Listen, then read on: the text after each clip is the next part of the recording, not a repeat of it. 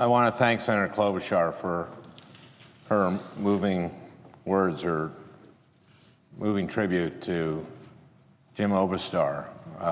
We both had the honor of speaking today at his funeral. We were both honored by his wife, Jean, and by his family.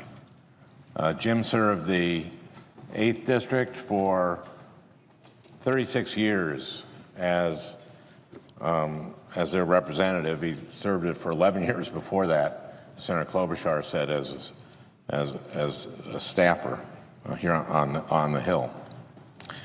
And as she said, he died last week in his sleep. And I think Amy told me, Senator Klobuchar told me, that the family said that he wasn't 99%, he was 100%.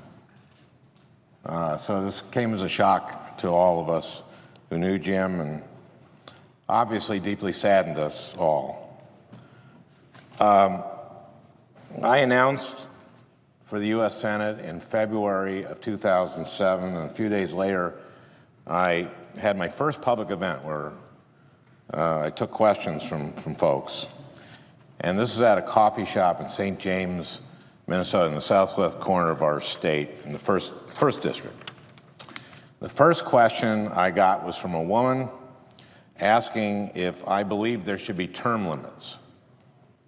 And from the way she asked it, I knew she thought there should be term limits. And I thought, great, my very first question, and I don't agree with the person who's asking it. So I said, no, I don't believe in term limits, and let me tell you why.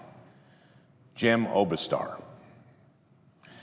Jim has been congressman from the 8th District for 33 years now, and he's chairman of the House Transportation Committee, and he knows more about transportation than anybody else in the country. And everybody in the coffee shop, including the woman, kind of went, yeah, they nodded. They went, yeah, that makes sense. Jim was a walking advertisement against term limits. He was the consummate public servant, and it was all because he was a man who sought knowledge. He had a fierce curiosity about the world and an intense need to understand how things worked, all that enabled him to accomplish so much. If Jim were here today, if he had one more chance to speak to all of us,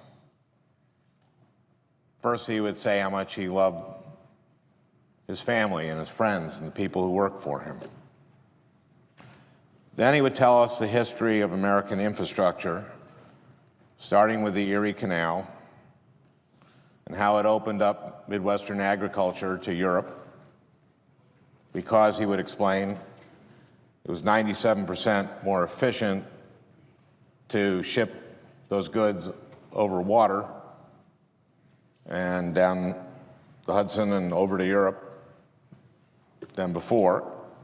And he'd tell us how the Erie Canal made New York Harbor, New York City, made it what it is today. And then he'd take us through the Transcontinental Railroad and rural electrification and the